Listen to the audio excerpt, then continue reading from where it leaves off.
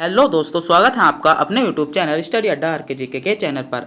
आज हम इस वीडियो में UP triple S C PET से संबंधित जी के जीएस के महत्वपूर्ण प्रश्न कवर करने वाले हैं। आज के जो क्वेश्चन है वे सारे सेलेक्टेड हैं जो आपको आगामी परीक्षा के लिए महत्वपूर्ण हो सकते हैं, तो वीडियो को पूरा और ध्यान से देखना ना भूलिएगा। तो बिना देरी के करते हैं वीडियो को स्टार्ट। आपका पहला टॉपिक बन जाता है भारतीय इतिहास। इंडियन हिस्ट्री से आपसे 5 मार्क्स के क्वेश्चन पूछे जाते हैं, जिनमें से आपका पहला क्वेश्चन है हड़प्पा सभ्यता की खोज किस वर्ष हुई थी। हड़प्पा सभ्यता की खोज किस वर्ष हुई थी। आपके ऑप्शंस दिए गए हैं। ए 1921 में, बी 1920 में, सी 1922 में या डी 1911 में। तो हड़प्पा सभ्यता की खोज कब की गई थी? तो आपका करेक्ट जवाब हो जाएगा ऑप्शन ए 1921 में। 1921 में हड़प्पा सभ्यता की खोज की गई थी, तो ऑप्शन ए आपका करेक्ट जवाब हो जाएगा। आपका अगला क्वेश्चन है किसे लाइट ऑफ एशिया के नाम से जाना जाता है। तो क्वेश्चन नंबर 2 आपको एग्जाम की दृष्टि से महत्वपूर्ण क्वेश्चन है, इस क्वेश्चन को आप नोट करोगे। क्या किसे लाइट ऑफ एशिया के नाम से जाना जाता है? तो आपके ऑप्शंस दिए गए हैं। तो किसे लाइट ऑफ एशिया के नाम से जाना जाता है? तो ऑप्शन सी आपका सही जवाब हो जाएगा गौतम बुद्ध को। गौतम बुद्ध को लाइट ऑफ एशिया के नाम से भी जाना जाता है, तो ऑप्शन सी आपका करेक्ट जवाब हो जाएगा। आपका अगला क्वेश्चन है क्वेश्चन नंबर 3, खानबा का युद्ध कब लड़ा गया था। खानबा का युद्ध कब लड़ा गया था? आपके ऑप्शन दिए गए हैं। ए 1526 में, बी 1527 में, सी 1528 में या डी 1529 में। तो खानबा का युद्ध कब हुआ था? तो आपका सही जवाब हो जाएगा ऑप्शन बी 1527 में। 1527 में खानबा का युद्ध लड़ा गया था, तो ऑप्शन बी आपका करेक्ट जवाब हो जाएगा। आपका अगला क्वेश्चन है मोपाला विद्रोह किस राज्य से संबंधित है। मोपाला विद्रोह किस राज्य से संबंधित है? आपके ऑप्शन दिए गए हैं। ए बिहार से, बी केरल से, सी गुजरात से या डी पंजाब से। तो किस राज्य से संबंधित है? ऑप्शन बी आपका सही जवाब हो जाएगा केरल से। मोपाला विद्रोह केरल राज्य से संबंधित है, तो ऑप्शन बी आपका करेक्ट जवाब हो जाता है।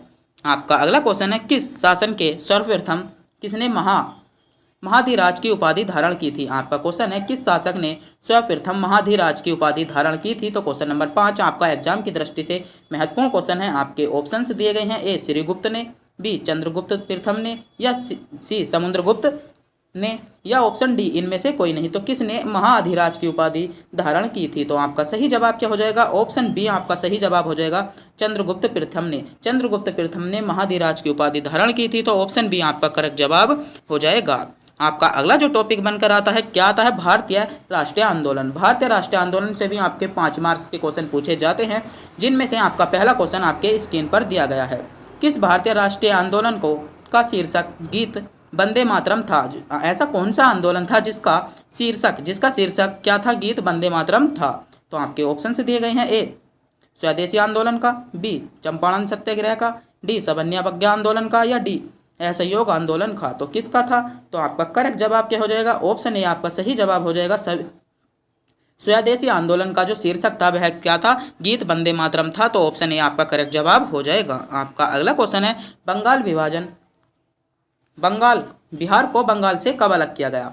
कब किया गया था? क्या बिहार बंगाल से कब अलग हुआ था? तो आपके ऑप्शन है। ए 1919 में, बी 1912 में, सी 1915 में या डी 1923 में। तो कब अलग किया गया था? तो ऑप्शन बी आपका सही जवाब हो जाएगा 1912 में। 1912 में बिहार को बंगाल से अलग किया गया था। तो यहाँ पर डेट आपको क्या मिलती है? 1911 डेट मिलती है।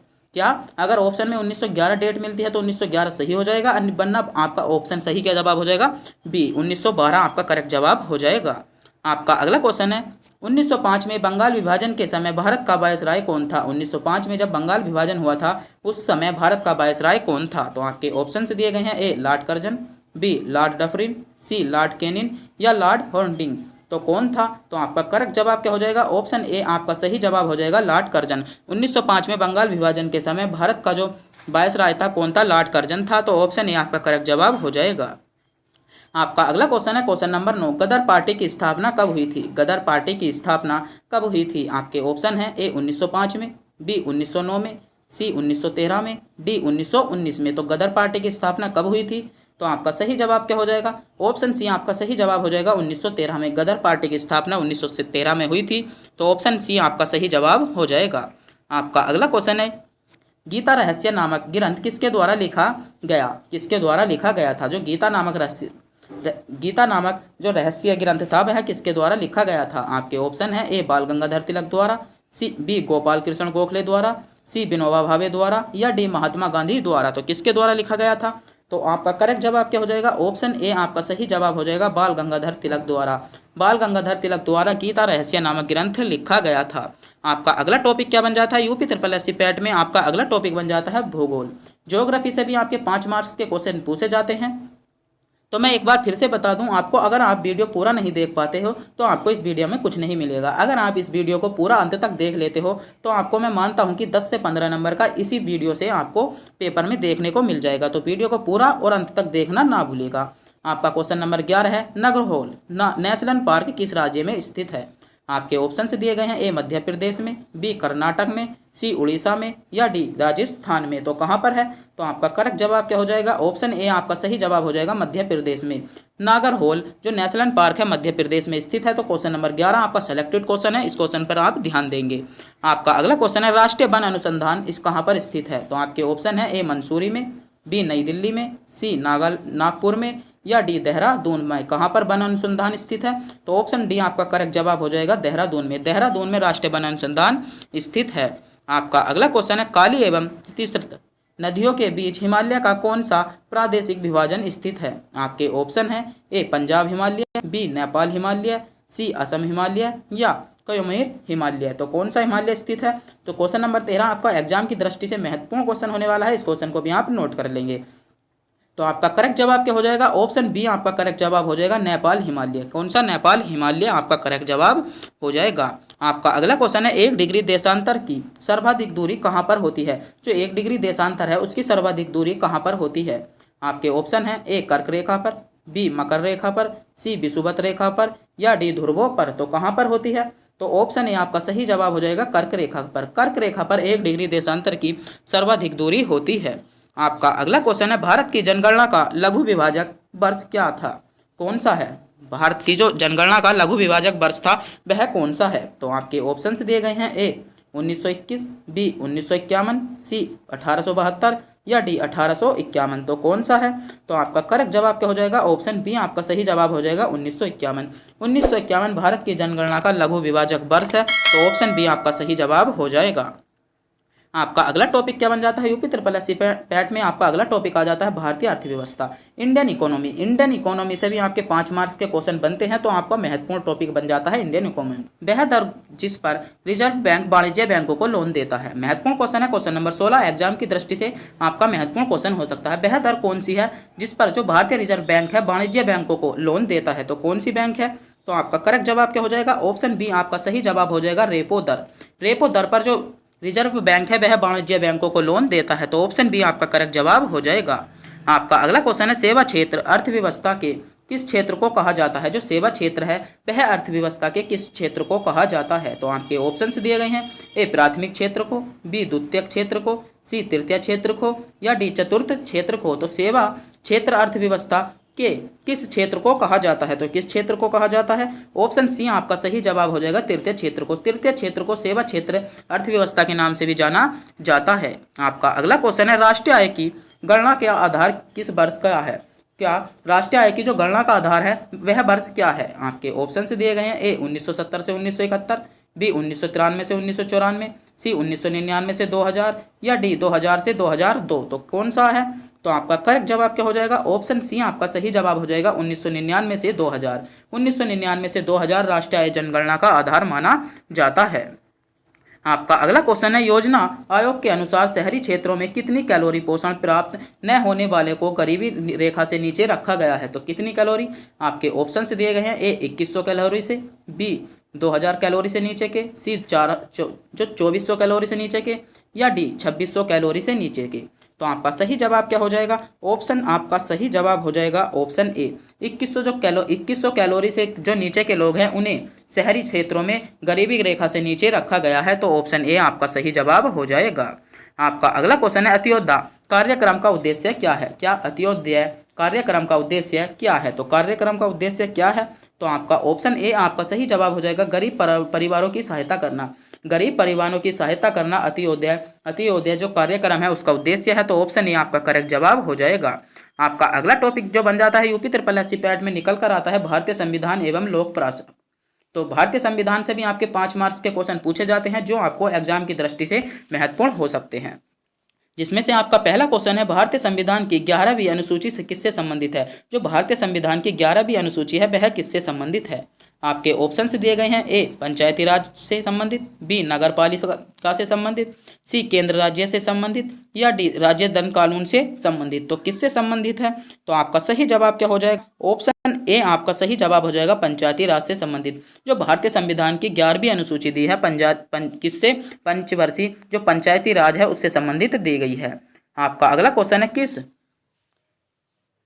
राज्य में राज्यपाल की नियुक्ति संविधान के किस अनुच्छेद के अंतर्गत होती है। आपका क्वेश्चन है कि राज्यपाल की जो नियुक्ति होती है किस अनुच्छेद के अंतर्गत की जाती है। आपके ऑप्शन है। ए अनुच्छेद 153 के अंतर्गत, बी अनुच्छेद 40 के अंतर्गत, सी अनुच्छेद 115 के अंतर्गत, या डी अनुच्छेद 156 के अंतर्गत। तो किसके अंतर्गत राज्यपाल की नियुक्ति की जाती है, तो ऑप्शन सी आपका सही जवाब हो जाएगा अनुच्छेद 155। अनुच्छेद 155 के अंतर्गत राज्यपाल की नियुक्ति की जाती है। आपका अगला क्वेश्चन है निम्नलिखित में से किन अनुच्छेदों को राष्ट्रीय आपातकाल के दौरान निलंबित नहीं किया जा सकता। आपके ऑप्शन है। ए अनुच्छेद 19 तथा 20 को, बी अनुच्छेद 14 तथा 15 को, सी अनुच्छेद 21 तथा 22 को, या डी अनुच्छेद 20 तथा 21 को। तो किस अनुच्छेद को आपातकाल के दौरान निलंबित नहीं किया जा सकता, तो आपका सही जवाब क्या हो जाएगा, ऑप्शन डी आपका सही जवाब हो जाएगा अनुच्छेद 20 तथा 21 को। अनुच्छेद 20 तथा 21 को आपातकाल के दौरान निलंबित नहीं किया जा सकता, तो ऑप्शन डी आपका करेक्ट जवाब हो जाएगा। आपका अगला क्वेश्चन नंबर 24 आपका एग्जाम की दृष्टि से महत्वपूर्ण क्वेश्चन है कि मार्ले मिंटो सुधार किस वर्ष पारित किया गया था। मार्ले मिंटो जो सुधार था वह किस वर्ष पारित किया गया था। तो आपके ऑप्शन दिए गए हैं। ए 1905 में, बी 1909 में, सी 1911 में, या डी 1921 में। तो मार्ले मिंटो सुधार कब पारित किया गया था, तो ऑप्शन बी आपका सही जवाब हो जाएगा 1909 में। 1909 में मार्ले मिंटो सुधार पारित किया गया था, तो ऑप्शन बी आपका करेक्ट जवाब हो जाता है। आपका अगला क्वेश्चन है भारत में उच्चतम न्यायालय का उद्घाटन कब किया गया था। जो भारत में उच्चतम न्यायालय था उसका उद्घाटन कब किया गया था, तो आपके ऑप्शन दिए गए हैं। ए 15 अगस्त 1947 को, बी 26 अगस्त 1947 को, सी 15 अगस्त 1950 को, या डी 28 जनवरी 1950 को। तो कब उच्च न्यायालय का उद्घाटन किया गया था, तो आपका करेक्ट जवाब क्या हो जाएगा, ऑप्शन डी आपका करेक्ट जवाब हो जाएगा 28 जनवरी 1950 को भारत में उच्चतम न्यायालय का उद्घाटन किया गया था। तो ऑप्शन डी आपका करेक्ट जवाब हो जाता है। आपका अगला क्वेश्चन के अगला जो टॉपिक बन जाता है सामान्य विज्ञान। जनरल साइंस से भी आपके 5 मार्क्स के क्वेश्चन पूछे जाते हैं, जो आपको एग्जाम की दृष्टि से महत्वपूर्ण टॉपिक है। सर्वप्रथम प्रकाश की गति किसके द्वारा मापा था। जो सर्वप्रथम जो प्रकाश की गति मापी गई थी वह किसके द्वारा मापी गई थी, तो किसके द्वारा मापी गई थी, तो ऑप्शन बी आपका सही जवाब हो जाएगा ओलास रोमन के द्वारा। किसके द्वारा, ओलास रोमन के द्वारा प्रकाश की गति मापी गई थी। आपका अगला क्वेश्चन है मानव शरीर में सबसे छोटी हड्डी कौन सी है। मानव शरीर में सबसे छोटी हड्डी कौन सी है। आपके ऑप्शन दिए हैं। ए पटेला, बी स्टेपीज, सी टिबिया, या डी फीमर। तो कौन सी हड्डी सबसे छोटी हड्डी है, तो आपका सही जवाब क्या हो जाएगा, आपका करेक्ट जवाब हो जाएगा ऑप्शन बी स्टेपीज। स्टेपीज मानव शरीर में पाई जाने वाली सबसे छोटी हड्डी है, और फीमर सबसे बड़ी हड्डी है जो कान में पाई जाती है। आपका अगला क्वेश्चन है आंख का वह भाग आंख के रंग का निर्धारण करता है। आंख का वह भाग कौन सा है जो आंख के किसके रंग का निर्धारण करता है। आपके ऑप्शन दिए गए हैं। ए पुतली, बी आइरिस, सी कॉर्निया, या डी आई लीड। तो कौन करता है, तो आपका करेक्ट जवाब क्या हो जाएगा, आइरिस आपकी आंख के भाग का, आंख के रंग का निर्धारण करता है। तो ऑप्शन बी आपका करेक्ट जवाब हो जाएगा। आपका अगला क्वेश्चन है किस तकनीक से समुद्र से पानी से नमक प्राप्त किया जाता है। वह तकनीक कौन सी है जिससे पानी से नमक प्राप्त किया जाता है। आपके ऑप्शन है। ए निस्पंदन, बी आश्वासन, सी आसवान, या बाष्पीकरण या भंजन द्वारा। तो किसके द्वारा किया जाता है, तो ऑप्शन आपका सी सही जवाब हो जाएगा बाष्पीकरण द्वारा। बाष्पीकरण की तकनीक द्वारा पानी से नमक अलग किया जाता है। आपका अगला क्वेश्चन है गन्ने में जो लाल सड़न रोग होता है वह किसके कारण होता है। आपके ऑप्शन हैं। ए कवक के द्वारा, बी शैवाल के द्वारा, सी विषाणु के द्वारा, या डी जीवाणु के द्वारा। तो किसके द्वारा गन्ने में सड़न रोग होता है, तो ऑप्शन ए आपका सही जवाब हो जाएगा कवक द्वारा। गन्ने में जो लाल सड़न रोग होता है वह किसके द्वारा होता है, कवक द्वारा।